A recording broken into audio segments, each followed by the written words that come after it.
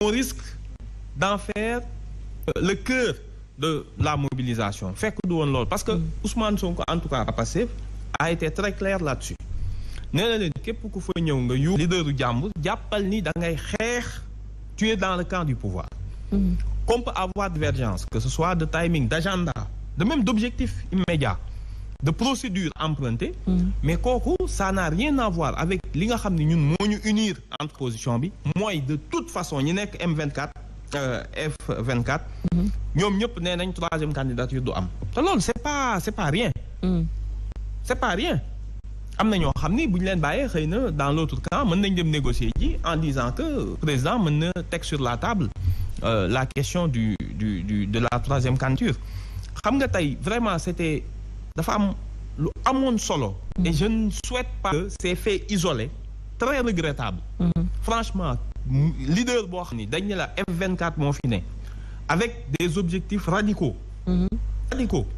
ku ñëw foofu mooy tu assumes les objectifs yi nga xam ne moom lañ assigné F24 donc boo xasee ñëw rek je pense que yow amatoo looy prouver ni est-ce que yaa ngi ci gouvernement ou pas je ne le pense pas donc mënoon na ñàkk et je pense que c'était ay incident la mais dootul am mais le cœur quand même de cette question mooy d'abord te si waroon na cee ñëw les détenus politiques franchement nañ wax dëgg un état on est en 2023 ñu ne la il y a presque 500 détenus politiques ça c'est que Macky Sall nous a habitués à tellement de malheur que parfois bu ñu koy wax sax y a eu des morts les gens disent rien mais bu doon dëkk tubaab benn mort su amee mais ñëpp dañuy arrêté ki am ngor mu ngi nii déggoo benn yoon démission fii il peut y avoir mort d'homme doo démissionner en Europe en Occident s'il y a mort d'homme le ministre xam na ni moom c'est fini pour lui. Ça fait pas partie de notre culture. C'est que amuñu culture de démission. Pour le pouvoir la vie humaine n'a pas de valeur. dama leen dégg temps yëpp ñuy contester ni y a pas de détenu politique au Sénégal. mais Amadou dire que la vie humaine n'a pas de valeur pour le pouvoir loolu tamit c'est aller un peu fort. Un peu fort au contraire. Au contraire j'ai même pas dit ce que je devrais dire 14 morts nga enterré leen avec des permis d'inhumer sans autopsie pour certains depuis 2 ans amul enquête aucun juge désigné bu doon seen njaboot la ñu faat kon heure bii dinañ retrouver les criminels ku bàyyi ñu suul 14 personnes nga tëdd di nelaw le procureur tëdd di nelaw ñu ko yow bul autosaisir mais tu peux t'autosaisir pour des histoires de diffamation ça y a pas de souci. Alors je rappelle que tegoon nañ commission d'enquête même bu fekkee mu jiwul fenn. Commission d'enquête mësul dañ ñu leen woon pourquoi vous mettez des institutions parallèles alors qu'il y a la justice démb quand le vigile a été malheureusement peut-être confondu en gendarme et tué mais le procureur s'est autosaisi immédiatement ñoom ñëpp ont relayé rapidement que ni le vigile là parce que des manifestants ñoo ko kii parce que ñoom jàpp nañ ni vu que c'était une bavure jàppoon nañ ni gendarme la donc il fallait coûte que coûte très rapidement ñu arrêter ay nit le procureur sort un communiqué bi ñu rayee les 14 ana communiqué pour il y a 14 personnes je dis bien je regrette noor warul woon a am surtout pour des histoires de foncier mètres carrés 10 000 mètres carrés de foncier warul jar loolu mais li gën a am solo mooy li ma la wax y a des détenus politiques au Sénégal il faut qu'on s'arrête sur ces faits dégg naa leen seen communication bi yëpp nii y a pas de détenus politiques man leen mais si on considère que un meurtrier c'est quelqu'un qui a commis un meurtre infraction bi meurtre la un voleur c'est quelqu'un qui a commis une infraction de vol mais un détenu politique c'est quelqu'un qui est condamné pour une infraction politique est-ce que d'accord nañ un détenu politique c'est quelqu'un qui est poursuivi ou qui a commis condamné pour une infraction politique qu'est-ce qu'une infraction à caractère politique code pénal ko wax moo ni les articles 56 ba 155 képp ku ko commettre infraction bi kuñ ci tëj c'est que tu es un détenu c'est appel à l'insurrection ñiñ condamné ñëpp appel à l'insurrection la atteinte à la sûreté de l'État liñ condamné ñëpp loolu la diffusion de fausses nouvelles est-ce que gis ngeen parmi les 500 détenus kuñ ci jël parce que da ngaa sàcc xaalisu État aussi Amadou nga baal ma foofu dooguma la sax de témoigner peut-être suñu solidarité à Oustaz Assane moom itamit mu ñu teg loxo di ko wax rek ne que ñu ngi koy xalaat di ko ñaanal yàlla également mu tam très rapidement. Il y a une dernière dérive boo xam ne on joue dans ce pays avec des choses très graves. Oustaz Assane Seck que condamné poursuivre ko pour appel à l'insurrection. Insurrection dafa jóg mu ne il a des moyens mu daaneel état mu woo ay nag man ñu daaneel état mais Macky Sall Oustaz Assane Seck mii mën na ko daan. Oustaz Assane Seck est-ce que bu ne woon tey jii damay lancer benn fundraising damaa bëgg a lever dina ko am ku mënta lever 10 millions parce que ñi nga xam ñëpp mais est-ce que mën nga daaneel état lu Sénégal mais des infractions qui sont punies de 20 ans de prison ku ne Macky Sall sa kanam neexuma sax mu topp la ci. Ce pays est arrivé à une banane d'atteinte à la sûreté de l'État. Atteinte à la sûreté de l'État parce que da ngaa yónnee Wave wala benn Orange Money. Xam nga fii ñu toll man ça me fait peur. Je pense que l'histoire des détenus politiques nit ñi dañ ci war a taxaw. jàppuñu kenn parmi les manifestants pour destruction de biens privés ou publics. Aucune plainte de Auchan de Dakar de kenn koo xam dañ koo jàpp fekk ko muy def kii. Donc ñëpp sont poursuivis pour des infractions caractère politique, appel à l'insurrection, diffusion de fausses nouvelles, participation à une manifestation interdite. Loolu la ñuy woowee des infractions politiques. Donc ce sont des détenus politiques. Comment on peut laisser un président de la République se constituer un guerre? Parce que moom noonu la jàppee les détenus politiques. Tey négociation gu mu wax lan la jiital ci négociation? Oui, vous voulez qu'on discute des détenus politiques et dialoguer. Xam nga mais mënul topp di rançonner nit ñi comme un vulgaire xawma lan la c'est rançon la loolu. Prendre la liberté de teg ko pour comme un butin politique léegi daal ni nit ñi boo ngeen bëggee dialoguer boo leen bëggee kaay leen dialoguer. Donc fi mu toll nii il a intérêt. Il y a plus de détenus aujourd'hui au Sénégal dans les prisons que d'agresseurs. Détenu c'est une parenthèse là ñuy ñëw ci Mamadou Gueye l'original. On va parler justement de ce deal qui divise entre autres l'opposition. Mais pourquoi ñu war a taxaw foofu? Parce que ñu ngi wax waxu Oustaz Assane Seck docteur. Mais est-ce que des fois opposition bi du ñu am un peu raison en quelque sorte? Parce que dañuy gis ay faits ñëw teg ñi loxo pour autant ñu bàyyi ñeneen alors que ñu bokk ci yéen alors que peut-être li ñuy wax c'est à peu près la même chose. On se rappelle encore des propos du président de l'association des maires du Sénégal, Toute la Vérité, qui a dit exactement la même chose que Oustaz Assane Seck lu mu peut-être kii daf ko wax en français Oustaz Assane Seck wax ko en wolof. Est-ce que loolu tamit du tax tey ñu jàpp ne que ñu ñuy teg loxo ñëpp c'est des prisonniers politiques en quelque sorte parce que dañuy far fenn. Alors nee dama bëggoon rek ñu bañ a réere mbir benn affaire que ak lu ñu far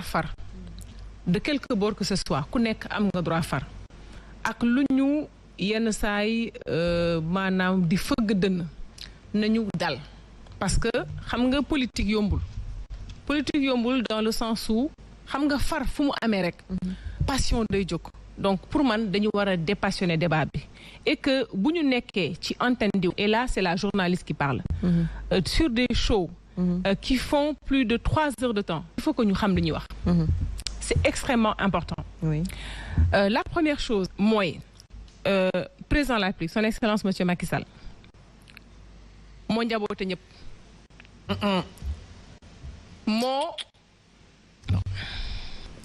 je peux souffrir, je souffre de vous écouter, souffrez de m'écouter, s'il vous plaît. D'abord, je suis la seule femme ici. Donc, par courtoisie, par vraiment, voilà, élégance, bu ma mënee noppi, déglu leen. Vraiment, oui, mais c'est important quand même, Néné, parce que déjà, le tour est long. Je reste 30 minutes sans parler, bu ma waxee nañ ma déglu, s'il vous plaît. C'est de l'élégance et de la courtoisie. Loolu aussi, il faut que ñu koy jàngal Sénégalais. Parce que li ma gis mooy pensée unique de fait commencer am mon cher merci pour vraiment le fait que nga ne ma oui en tant que docteur voilà waroo wax yenn ni mais aussi je pense que il ne jarul nekk docteur pour savoir que dëkk bu mel ni Sénégal ñu nekk ci démocratie boo xam ne nag suñu naataango yu nekk ci sous-région bi dañ ñu koy ñeewee lu bëri war nañu mën a aussi jàpp ne pensée unique waru fi am alors que dafa nekk aussi peut-être ci boor boo xamante nii ñoom ñooy yuuxoo ne ay ñoom dañu démocrate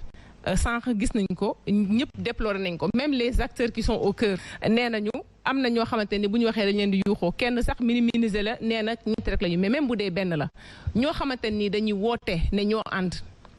donc li ñuy woote amul loolu tamit lan lay firndeel mooy gis nga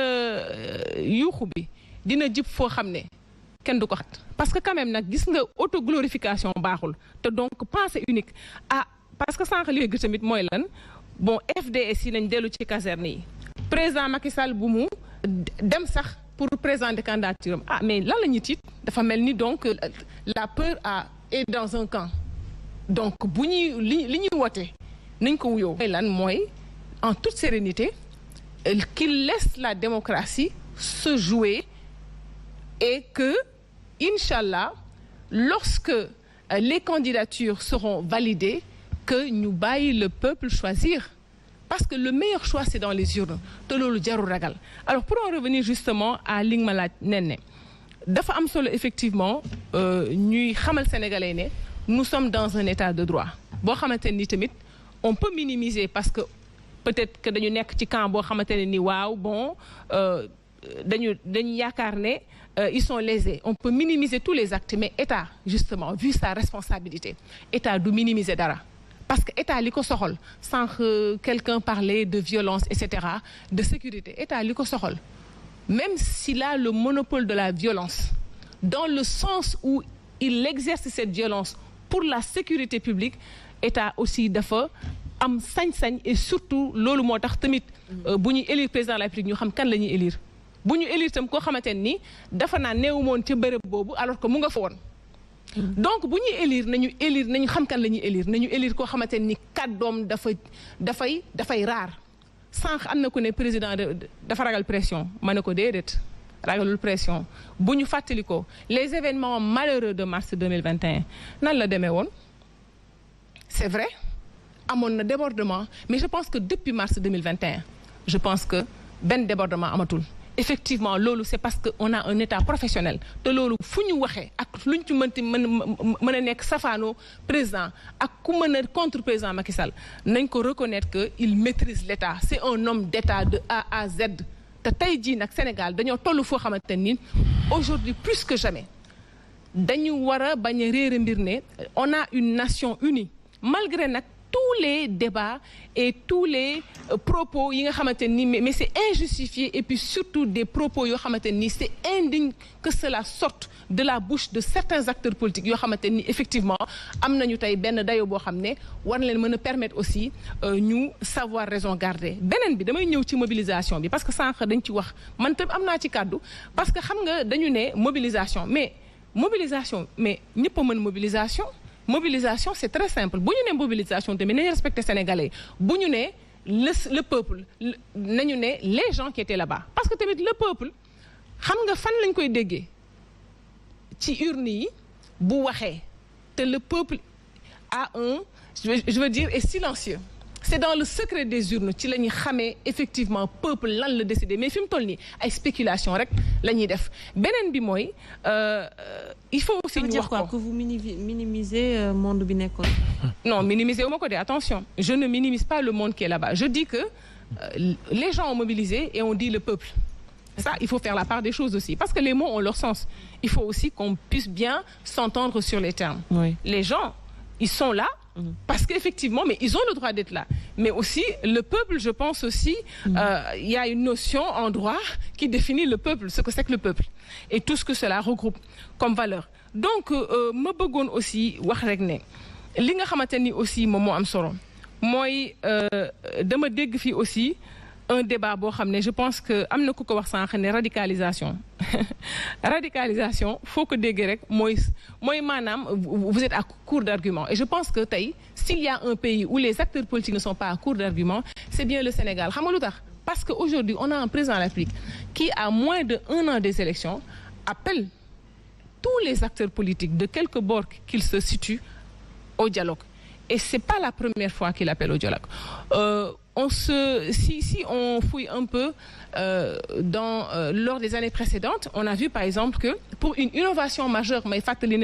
ça aussi je pense que le peuple a besoin de savoir ça, du 16 au 20 mai va se tenir la semaine nationale du numérique. Mu nekk aussi benn semaine boo xam ne dafay fësal les innovations de l'État du Sénégal